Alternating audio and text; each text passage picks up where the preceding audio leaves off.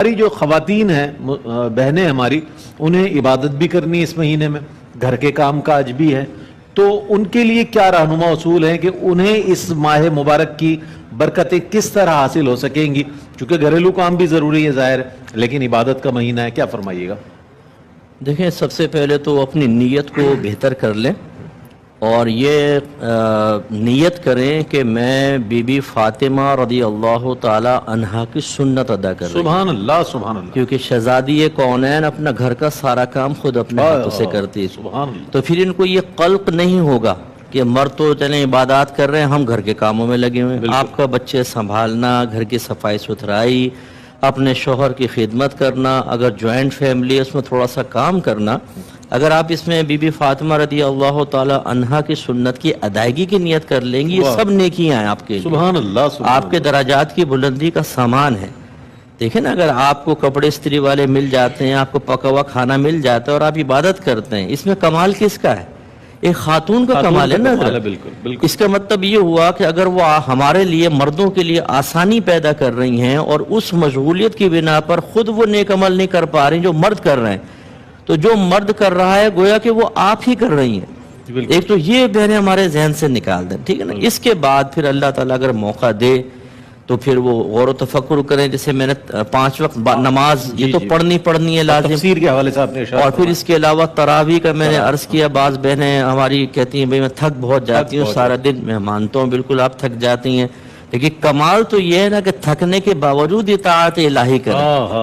آپ نہ تھکیں پھر کریں، یہ بھی آپ کا کمال ہے۔ لیکن نور علی نور تو تب ہے نا کہ جسم کہہ رہا ہو، نفس کہہ رہا ہو لیٹ جا، اور آپ کہ نہیں میں اپنے اللہ کے لیے کیسے لیٹ سکتی ہوں؟ یہ مہینہ تو اس میں اگر 20 رکعت تراویح ادا کروں گی تو 20 فرائض ادا کرنے کا ثواب ملے گا۔ اور یہ بہنوں کے لیے آسانی کے لیے میں گزارش کرتا ہوں کہ یہ تراویح آپ بلا عذر بیٹھ کے بھی پڑھ سکتی ہیں، ثواب کم ہوگا۔ ہاں، اگر کوئی تھکی ہوئی بہن ہے، بہت ہی جسم ٹوٹ رہا ہے، تو انشاءاللہ پھر یہ ایک عذر ہے، بیٹھ کے بھی نماز پڑھیں گے اللہ تعالیٰ پورا ثواب دے گا۔ مرد حضرات کے لیے بھی یہ نہ مرد کھڑے ہو کر پڑھیں، لیکن کسی کے ساتھ عذر ہے تو بہرحال بیٹھ سکتا ہے، کیونکہ سنت موقدہ میں قیام فرض نہیں ہوتا،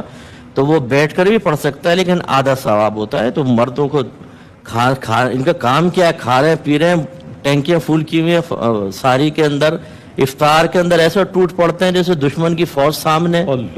پہلے بیٹھ کے منصوبہ بناتے ہیں، اندر سے آواز آتی ہے پہلے تو نے کھجور کھانی ہے، پھر یہ 2 گلاس لسی، پھر 3 شربت کے گلاس، منصوبہ بندی کے 4 سموسے، پھر چاٹ ہے، پھر چھولے ہیں، اور ایسا ہاتھ تیزی سے چل رہا ہوتا ہے اسی گائیڈ لائن کے مطابق۔ تو خلاصہ کلام یہ کہ بہرحال ہماری بہنیں جو ہیں اپنے سب سے پہلے گھریلو مصروفیات کو دیکھیں، اچھی نیت کے ساتھ ثواب ملے گا، پھر عبادات کی طرف آئیں، پھر مستحبات کی طرف آئیں، جیسے قرآن پاک کی تلاوت ہے، ترجمہ اور تفسیر کے ساتھ پڑھیں، آپ کو بہت زیادہ ثواب ملے گا۔ اور آخری بات جو میں پھر اعادہ کر دیتا ہوں، کہ سب سے بڑی چیز ہے کہ اگر کسی بہن کے اندر زبان کی تیزی ہے، لڑائی جھگڑے میں ماہر ہیں، جیلس زیادہ ہوتی ہیں، لیگ پولنگ کرتی ہیں، لڑوا کر دور بیٹھ کے خوش ہونے کی عادت ہے، اس کو سب سے پہلے نکالیں۔ میرے آقا صلی اللہ علیہ وسلم سے عرض کیا گیا کہ خاتون ہیں، دن میں روزے رکھتی ہے، رات کو اٹھ کے نمازیں پڑھتی ہیں، عبادت بہت ہے، اور وہ پنیر کے ٹکڑے صدقہ کرتی ہے، لیکن اپنی زبان سے لوگوں کو تکلیف پہنچاتی ہے۔ نبی کریم صلی اللہ علیہ وسلم نے فرمایا کہ وہ جہنم میں ہے۔ تو ہماری بعض بہنیں محلے میں نیازت تقسیم کر رہی ہیں، افطار تقسیم کر رہی ہیں، غریبوں کو کپڑے بھی دے رہی ہیں، لیکن ماسی کی جو مصیبت آتی ہے نا ان کے ہاتھوں میں، اللہ اکبر، وہ ایسا جیسے تو بس جلاد کے ہاتھ میں مجرم آ گیا، یا جیسے وہ پولیس کے ہاتھ میں کوئی مجرم آ جائے نا، اس کو اگلوانا ہو تو پھر وہ ڈرائنگ روم میں لے جاتے ہیں،